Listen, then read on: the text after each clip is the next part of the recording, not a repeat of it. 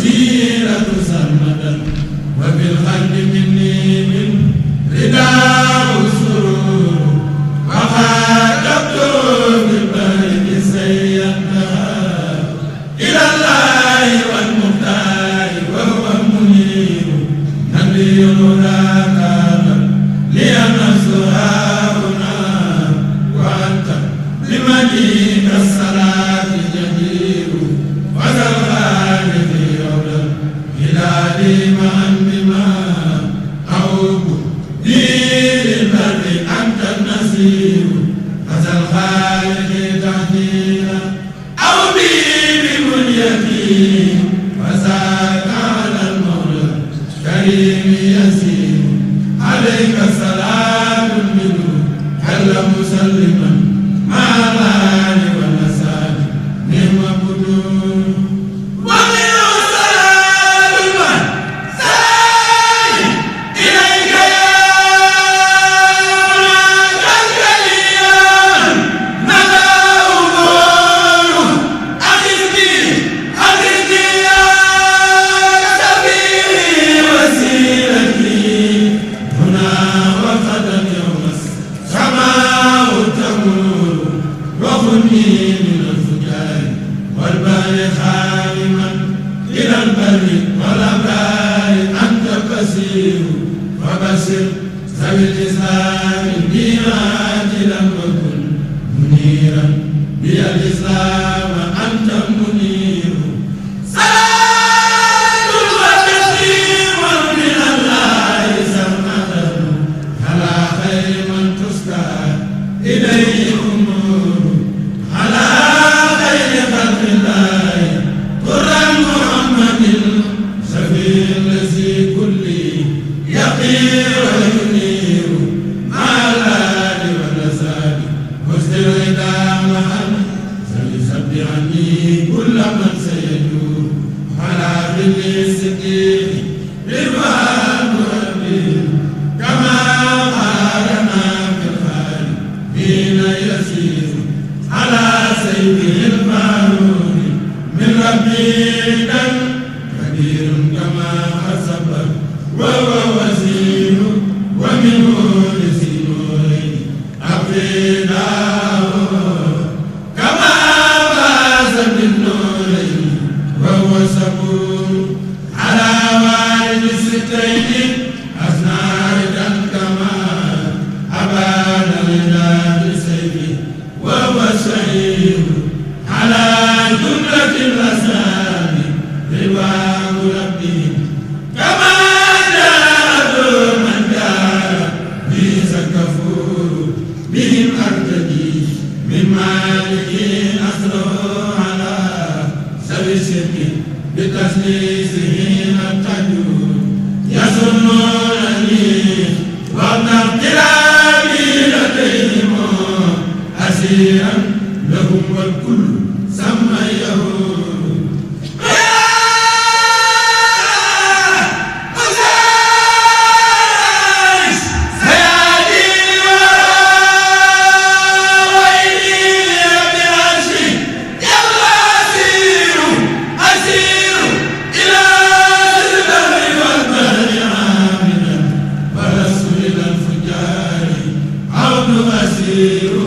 مسير الوثن جل جلاله وما إلى غير الكريم مسير تمسكت بالحبل المتين مرتلا وبالعروة الوثقى التي ينور به سرت من ربي لربي موحدا وأمر النصارى هو الكنز والكبير والسعاد لي هنا به كنت في نار على الوسبور كتاب كريم من كريم مكرم لعالم كريم للخديم يمين كتاب مجيد من فقير ممجد بعبد مجيد للغفور يليق على من قد على منه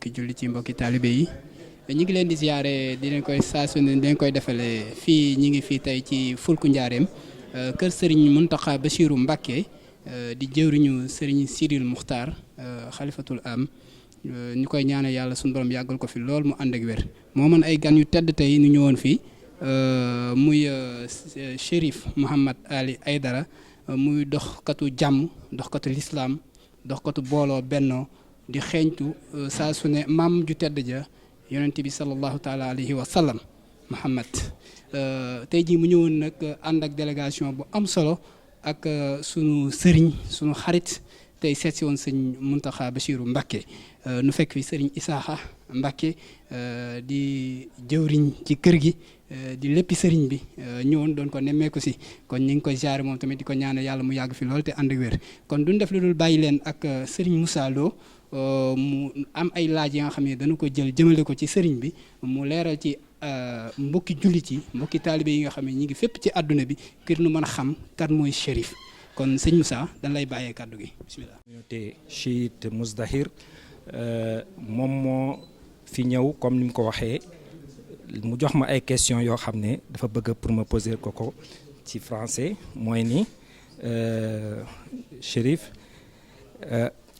on voulait savoir, la communauté mouride voudrait savoir quelles sont les raisons de votre visite ici chez eux dans la communauté, chez Serigne Mountakha Bassirou Mbacké.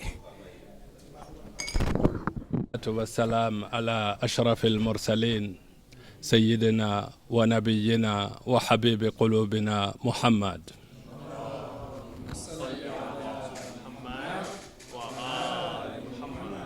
وعلى أهل بيته الطيبين الطاهرين ورثة.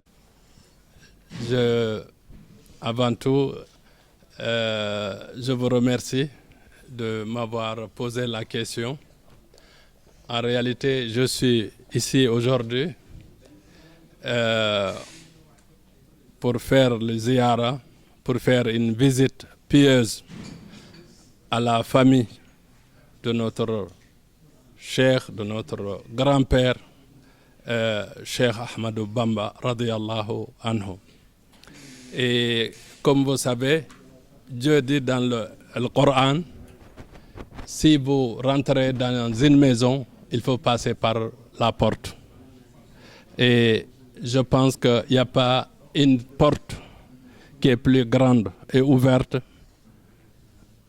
chez Cheikh Ahmadou Bamba que Serigne Cheikh Mountakha Mbacké. Donc c'est pour cela, je pense que c'était très important que je passe par Serigne Cheikh Mountakha, que je connais depuis longtemps, que je suis depuis longtemps. Et tout le monde sait, ceux qui connaissent bien, que Serigne Mountakha, tout ce qu'on peut chercher chez Cheikh Ahmadou Bamba, on peut le chercher aussi chez lui. Et comme vous savez aussi, celui qui cherche le prophète, s'il vient chez Cheikh Ahmadou Bamba, il est sûr de trouver le prophète. Parce que Cheikh Ahmadou Bamba, il était complètement noyé dans l'amour de notre prophète Mohammed sallallahu alayhi wa sallam. Je suis chez moi, ici, en réalité. Parce que ce que beaucoup de gens ne savent pas, c'est que dans toutes ces familles religieuses, il y a des liens de sang. Il y a des liens aussi parce qu'on est tous des Sénégalais. Mais il y a des liens aussi parce que nous tous, nous sommes musulmans et nous aimons le prophète Mohammed sallallahu alayhi wa sallam. Et aujourd'hui, je ne peux pas vraiment exprimer la joie que je ressens. Et c'est pour cela que je remercie vraiment mon frère, mon ami, Cheikh Ahmed Khalifa Niass. Parce que c'est vrai, aujourd'hui, si on est là, c'est grâce aussi à des efforts que lui, il fait. Comme vous le savez, tout le Sénégal le sait. C'est un homme de culture, mais surtout c'est un homme très courageux. Quand il s'agit vraiment de parler de Dieu et de la famille du prophète, il dit la vérité, il dit ce qu'il pense. Et je suis aussi très heureux de retrouver ici mon ami, mon frère, son Excellence, Cheikh Ishaq Bachir Mbacké, qui est un homme de culture, qui est un homme vraiment extraordinaire, que j'aime beaucoup. Et le fait de le retrouver ici, ça me fait vraiment plaisir. Donc, cette visite, c'est une visite vraiment, comme on dit, c'est une visite de courtoisie, exactement, de courtoisie. Vous avez d'autres questions? Qu'est-ce que vous allez conseiller à la jeunesse, aux jeunes, face à ce qui se passe dans ce monde-là, le terrorisme, et ils sont plus de certains ont beaucoup de difficultés par rapport à ça, à des repères? Les conseils que je donne, premièrement, n'a jamais fait une guerre offensive de son vivant. Toutes les guerres qu'il a eu à livrer, c'était défensive. Donc l'islam ne peut pas être une religion de violence. L'islam, c'est une religion de paix, c'est une religion d'amour, de tolérance et de partage. Et l'exemple que je peux donner, c'est la parole de l'imam Ali, alayhi salam, qui a dit que dans ce monde, il n'y a que deux types de personnes. Soit ton frère dans la religion, ou bien ton semblable dans la création. Dans les deux cas, on a des devoirs envers eux. Donc nous, les musulmans, nous devons avant tout être ensemble et ensuite vivre en paix avec les autres. C'est ça que notre prophète nous a enseigné et c'est ce qu'il nous demande. Merci. C'est d'introduire M. Abdallah Fahmi.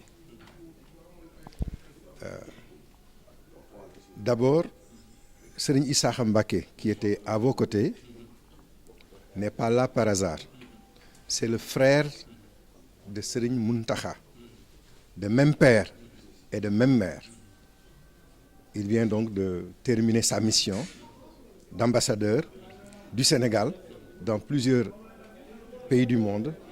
Et donc, il a pris sa retraite. Et il est là, à côté de son frère, et l'accompagne et l'appuie dans sa mission.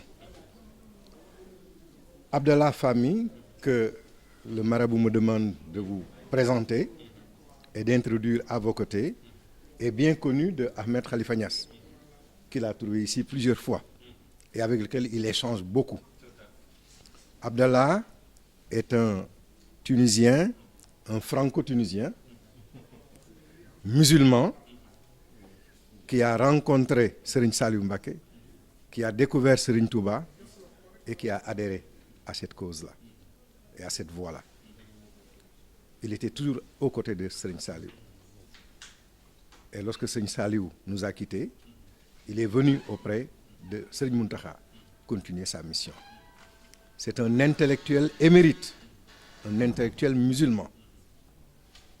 Le marabout m'a demandé de l'introduire auprès de vous pour que vous vous connaissiez mieux, que vous échangiez tout ce que vous avez à échanger entre vous, en tant que marabout, en tant qu'intellectuel, en tant que spirituel, mais aussi qu'il transmette lui-même les remerciements du marabout à votre endroit, à tous les deux, à vous et à Ahmed.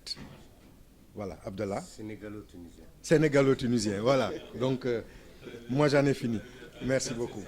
Mountakha Mbacké, je souhaite la bienvenue à Chérif Mohamed Ali Haïdara, à Cheikh Khalifa Niass, Ahmed Khalifa Niass, qui est l'ami intime de Serigne Mountakha, qui est chez lui, et Chérif Mohamed Ali, il est chez lui, comme il a lui-même dit, parce qu'ici c'est la maison de Khadim Rassoul. Quand on dit Khadim Rassoul, c'est le serviteur du prophète. Donc, on est là pour servir le prophète Mohammed sallallahu alayhi wa sallam et la famille du prophète Mohammed sallallahu alayhi wa sallam et les musulmans. Alors, nous sommes très honorés de cette visite et nous espérons perpétuer les liens de fraternité, d'amitié, de solidarité dans la voie du prophète Mohammed sallallahu alayhi wa sallam. Nous sommes des musulmans qui ont à cœur de travailler pour revivifier l'islam. Parce que nous sommes dans une époque très difficile où on voit nos frères musulmans dans le monde se débattre dans des problèmes interminables. Ils ont créé tellement de problèmes pour les musulmans, pour l'islam, que les gens n'arrivent plus à se reconnaître dans cette religion, la plus belle des religions, l'ultime religion, la religion de l'amour. Comme l'a bien dit tout à l'heure Chérif Mohamed Ali, le prophète Mohammed sallam est venu une miséricorde pour les humains et pour l'humanité. Allah dit dans le Coran, Ma arsalnaka illa rahmatan lil alamin. On ne t'a envoyé que pure miséricorde pour les humains. Donc si on enlève la miséricorde de l'islam, qu'est-ce qui reste? Les guerres, comme il venait de le dire, c'est offensif, c'est défensif, c'est pas offensif. Le prophète Mohammed sallam, quand il avait des prisonniers de Badr, les mouchrikines de Badr, il les voyait enchaînés, il a rigolé, il a dit comme Allah est généreux et miséricordieux, il veut vous amener au paradis enchaîné dans les chaînes. Pourquoi je vous combats? C'est pour vous amener au paradis. Donc il n'avait pas d'autre but, même en combattant, que d'amener les gens au paradis. Donc le prophète Mohammed sallam est venu nous enseigner la voie de l'amour, de la miséricorde, de la générosité. Quand on dit qu'on aime Allah, on aime le prophète Mohammed sallam. Quand on aime le prophète Mohammed sallam, on aime les musulmans. Et les musulmans, tous ceux qui disent la ilaha illallah. Nous, ici, dans cette maison, on ne fait pas de différence entre musulmans sunnites ou chiites ou quelle que soit son obédience. Si la ilaha illallah, Muhammad Rasulullah, il est musulman, il est notre frère.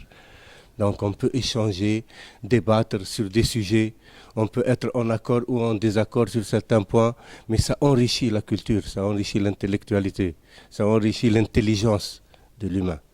Donc c'est ça la particularité des soufis. Les soufis, ils ont de l'amour pour Allah et pour leur prochain, pour l'islam et pour les musulmans.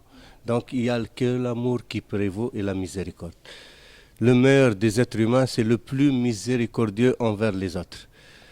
Al-khalqu ayalallah ahsanukum ahsanukum ila khalqi. Les créatures sont les indigents d'Allah. Le meilleur d'entre vous est le meilleur envers mes indigents. Donc les musulmans doivent non seulement se connaître, mais s'aimer et fraterniser, échanger. Les visites comme ça, elles lient les cœurs des musulmans. Il y a un partage de connaissances, il y a un partage d'amitié, d'offrandes, de hadiyas, de cadeaux, de bonnes paroles. Et pour ça, on vous souhaite la bienvenue de tout cœur.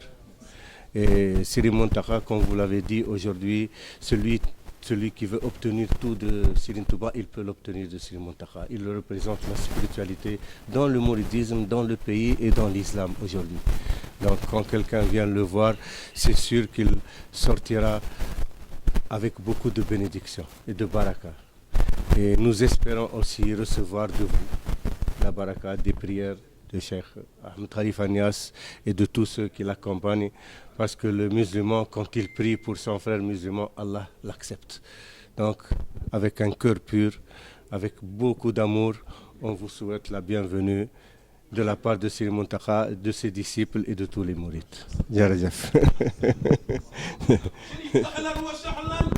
ay moo tax ñu ne la ahlan wa sahlan sharif ya rasulallahi samaam Sëriñ Bamba way na ko nee na ko lam yabdu mislul Mustafa Muhammadin sirran wa jahran fil baraya sammadi samaam Sëriñ Bamba nee na ma dallan naal islaama wal kufra ma ku sopp ya rasulallahi wa bi nasiqati li kulli sama Sëriñ Bamba nee na xidmatuhu xaynil xuyuba asxabat wal istixaamatin wa safwan wa habat ya rasulallahi mbaa xam nga ni Tuuba ak Tiwaawan Jaamal ak Ceneba ak Kawlax kasaaka Laayeen ak siiha yi koo si gis teralal yaa ngi doxuk bokk yaa ngi def li la war ki nuy xaar mu des ci yonent yi bu ñëwoon sa kër lay dal bu ñëwoon yow lay laajte ndax yàllaa ko dogal yaa ngi dundal diine sa maam Sërif Muhammadu Rasulullahi ku sopp li kulli man xat fuddi luuru sa Sëriñ Bamba nee na xul xadamaawu Sëriñ Bamba nee na xul xadamaawu fawqa kulli raqabati wali fawqa kulli raqaba min ustaara alxurra kulla man xaba sëriñ Bamba nee na samaam lawul ziyaadatu lawul baraatu yowma alastu walada safa sëriñ Bamba nee na samaam xidmatu anil uyuba ashabat wal istiqamatan wa safwan wa abat lii baana kawnul mustafa raisa samaam mooy salli ya rabbi summa salli ala man walil xalqi rahmatun wa sifaawu samaam mooy salli ya rabbi summa salli. mbokki taalibe yi mbokki jullit yi gis ngeen ko noonu nu leen ko wone foofu léegi muy teraanga yi nga xam ne Serigne Mountakha Bassirou Mbacké andil na ko tegal ko Chérif ak Cheikh Ahmed Khalifa Niass mi nga xam ne moom lañ àndal mu tegal leen ko muy teraanga ju am solo mu ne xamal leen ko ci nag teraanga ji yéen a ko moom su ngeen ko fi deselee yéen a ko fi bàyyi su ngeen ko yóbboo yéen a ko fi bàyyi kon loolu mooy jébbal nañ leen ko te soxla wootuñ ci dara te teraanga jooju nag delloowaat na leen ko ñoom seen jëm bopp nu ne maanaam teraanga jooju yal na leen Serigne Touba teral ëllëg ndax teraanga ji moom rëy na lool si seen i témoignage ngeen dégg ne ñoom nee nañ seen jëm bopp dem nañ fu nekk ñu teral ne waaye teraanga ji mosuñu koo gis fenn kon teraanga ji nag dañ koo teral surtout yonent bi sallallahu taala alayhi wa sallam ñu ngi leen di sakku di leen ñaanal suñ Seydina Muhammad sallallahu taala wa sallam moom nga xam ne moo tax ñu teral leen yal na leen Seydina Muhammad teral kon moo nekkoon image yi nga xam ne doon la jëlal si nañ leen ko fii nga xam ne mooy visite bi nga xam ne Chérif Mouhamad Ali Aydara ñëwoon na ànd kook Ahmed Khalifa Niass ñu ñëwoon siyaare si ko Serigne Mountakha Bassirou Mbacké seen télévision ñoo jëlal si leen ko woon nga xam ne ñoo représenté ñëpp télévision yëpp lañ représenté fii tey nga xam ne tey ji kenn ku ci nekk bëgg nañ nga gis ci sa bopp muy ay message yu am solo yi nga xam ne Chérif jàllale na ko fi muy ci wàllu jeunesse bi ak l'islam ci wàllu maanaam seen taxawaay ci diine ak l'islam kon ñu ngi leen di wax ne leen ñu ngi leen jox dig daje ba beneen yoon incha allahu rabbi taala di leen xamal yéen yoon seen caméraman Jibi Serigne Jibi moo leen nekkoon si caméraman bi seen micro Bara Sène jërë ngeen jëf.